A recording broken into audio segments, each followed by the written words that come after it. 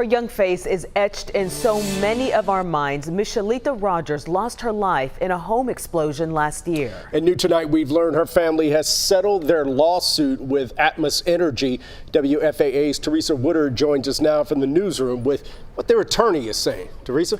Well, Chris and Cynthia, after almost a year and a half of grief for Michelita Rogers' family, it's certainly been quite a week. Legislative victories at the Capitol with tighter gas line regulations passing both the House and the Senate, and now this settlement with Atmos Energy. We don't yet know the dollar amount of the settlement because no terms were released, but the Rogers family attorney did give us a brief statement about his clients. He said, quote, "They are very pleased with the results. They are also very proud that the Texas legislature and Representative Rafael Anchia were able to pass laws to make Atmos Energy replace all their cast iron pipe by 2021.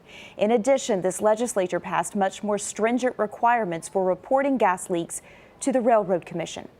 Now, Michelita was 12 years old, awake early in the morning of February 23, 2018, preparing for a cheerleading competition.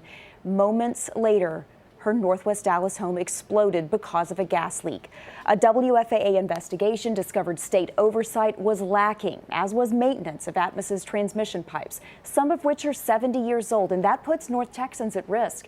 We obtained internal Atmos emails that revealed 2 other houses blew up days before Michelita's.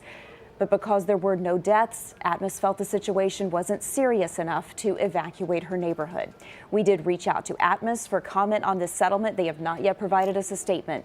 One more note, the bill that tightens gas line regulations does still need Governor Abbott's signature. Chris and Cynthia.